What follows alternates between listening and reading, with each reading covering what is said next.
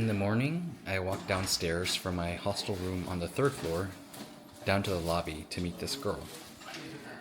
The lobby was on the second floor, along with the main entrance of the hostel, which was entered via a flight of black metal steps that led up from outside. The hostel floor had quite the Scandinavian design. The lobby featured a white granite countertop for the check-in desk, and the attached mess hall had a few suspended lights over some dining tables. There were some mid-century decorative items on the check-in counter, along with the obligatory brochure stand and a few other art pieces around on the wall. A very basic layout. Sunlight flooded through the balcony and transcended through the sliding glass doors that separated the rooftop balcony from the waiting area. With the recessed ceilings and only a small window open at the time, the dining area faded out of view and sound. I had no idea what this girl looked like, but the lobby over here was the obvious and only place to wait for her. And so I sat and waited for her. Oh, how sweet the parable to watch out for the master, to not fall asleep. I had no idea when she might arrive or what she would look like, but I had to sit, wait, and be attentive. I only had her name to go on, Anna. With a name like Anna, I was expecting some girl with Pippi Longstocking braids. So I sat on this bench, waiting for this girl that looked like Pippi Longstockings. Opposite me was the welcome desk, and through the picture window and the glass door, I could see anyone who arrived through the stairs. I had been told to wait here for Anna at my hostel, so I kept a watchful eye, sitting and waiting and looking at the door. I saw other people walking by and going through the stairs to leave the hostel, but no one had yet come up. Towards the left of me, near the balcony, stood a couple of other Asian girls, huddled close together, poring over some documents, dressed up in warm weather clothes. After dissecting whatever they were looking at, turning it upside down and shifting it from side to side, the girls moved to the opposite side of the dining hall and sat down to further discuss it, while I continued sitting, waiting for this Anna to appear. Several minutes later, a girl dressed in all black walked up the stairs. With purpose and alacrity, the stairs rattling with each step she took. As she reached the top of the staircase, a huge gust of wind blew in from the front door. She walked through, closed the door behind her, and let out a big breath. Phew! After regaining her breath, she pulled down her black hoodie from across her head to reveal beautiful, rich black hair. She was Asian, but her name was Anna. I didn't expect any girl with a name like Anna. And besides, Asian American girls don't travel alone, right? The girl paused at the entrance of the hostel, regaining her breath, and I looked at her and saw her take a quick scan of the room to see who was around. She was still breathing a little bit heavy after coming up the stairs, but she looked like she was on a mission to meet up with a friend. She looked in my direction and saw me, the Asian guy seated on the bench, then glanced around to see some other Asian folks hanging around the dining area.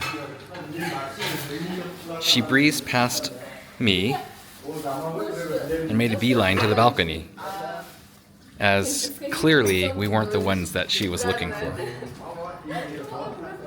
She headed out towards the balcony, and I swiveled around on the bench to keep my eye on her.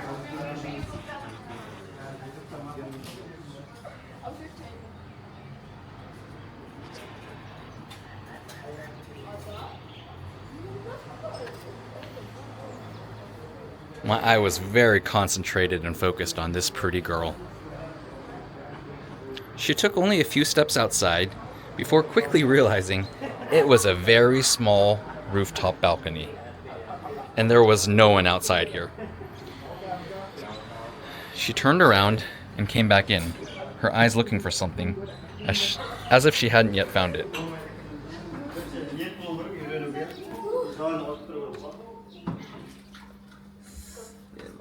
Hello.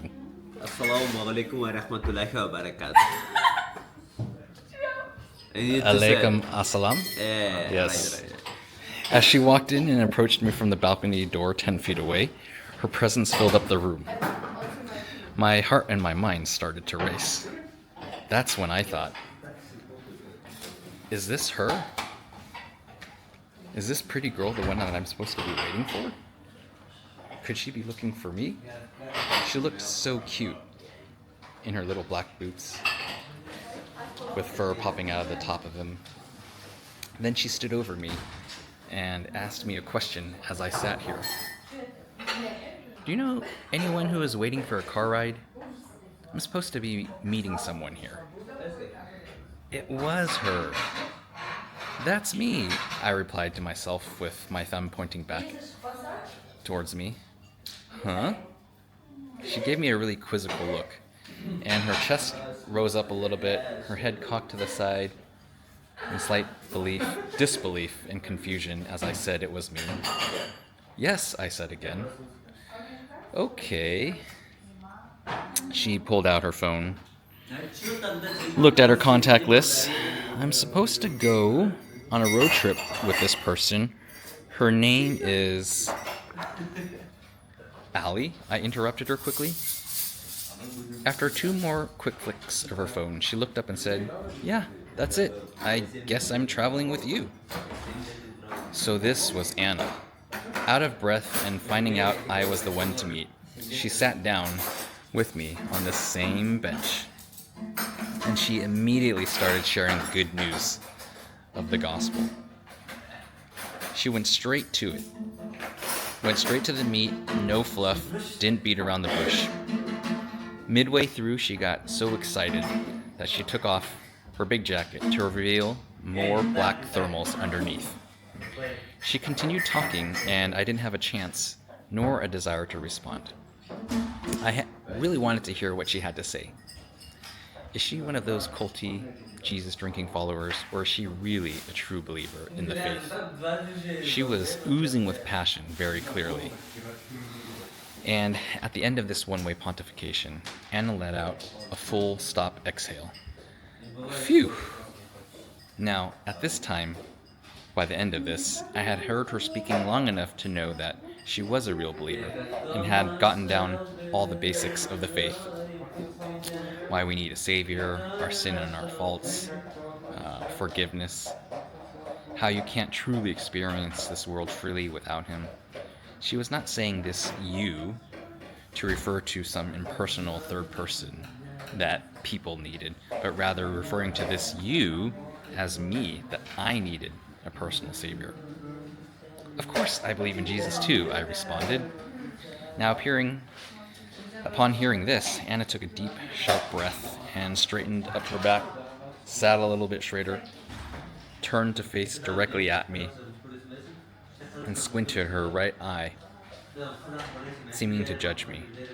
Huh? Yeah, I'm Christian too. Really? Yeah. Then why did you let me talk like that? She asked.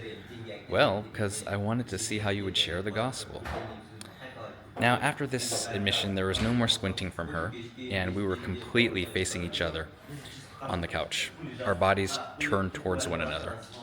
She looked at me from that same position, her big, bold irises staring back at me, as if waiting to observe something coming from afar.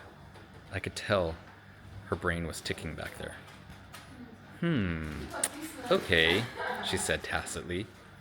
a confirmation of something not the least bit important, but still an affirmative response. "So how did you end up coming here?" she asked. Rather, I asked that, as I had sensed from her end that the conversation on the Holy Road had come to an end. Anna gave me a spiel about how she took the night bus from her home in Philadelphia.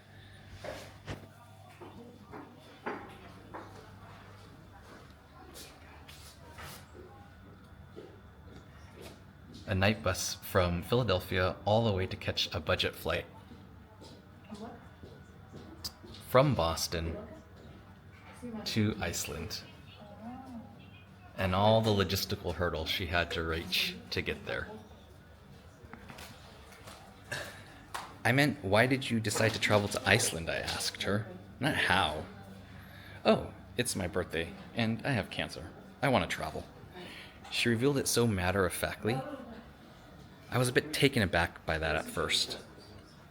But she said it so assuredly and with such calm and confidence, in one fell swoop of a breath, as if it were all part of just the normal things in life, that I wasn't physically moved to get off the couch and jump off that balcony behind me and leave the conversation immediately. It was just a casual, "Oh, I have cancer and I want to travel." It wasn't said like, "I have cancer and this is the end of my life." Nah, it was far from that. It was just her being her and stating plainly some facts to me.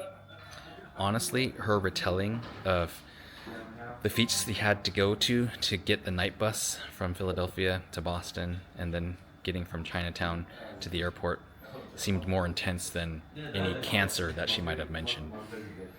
Anna asked what I was doing here, and it turns out that we were here both celebrating our birthdays. Anna was in Iceland for her birthday, whereas I had just finished celebrating my birthday in Paris with my sister. I had wanted to get my hair dyed in Paris, but being as I was in France and didn't know any other color names, all I could pronounce was rouge, so my hair was red at the time. Anna's phone rang and interrupted our conversation. She reached down to pick it up and looked at it and said, "Oh, this must be her." And it was. It was Allie and her husband, our two other carpool companions, who would be joining us on this road trip across this land. Anna and I ended our conversation there, and we picked up our belongings. She hugged her puffy jacket into her arms, and we headed downstairs to meet Allie and Patton.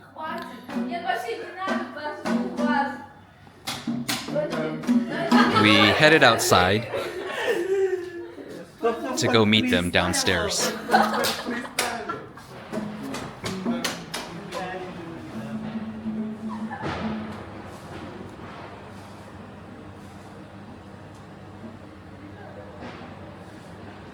As we walked across the street to where they are, I saw a gentleman leaning against a car of a brown Datsun station wagon, looking like he was Steve McQueen, very cool and very relaxed. Allie got out from the passenger side to welcome us. They opened the back of their car, and I slid my big suitcase into the trunk. Anna had already opened the passenger door and was seated halfway inside with one foot inside and her backpack on her lap. She was so considerate of preserving people's space. "Oh, you can put your bag in the back. That way you can have more space to sit," Allie said as she saw what Anna was doing with this ginormous backpack on her lap. Anna looked a bit shocked and clueless, but after a split second of processing, going, she stepped out of the car again and put her compact, bright orange backpack, stuffed to the brim with clothes and other things, to the left of the wheel cavity, while Patton and Allie's considerably larger backcountry backpacks were on the right side. Meanwhile, my large 25-kilogram suitcase and other day pack took front and center, or I should say back and center, of the car, which was not even mine. I slammed the trunk down, and we left from our hostel, ready to begin our journey.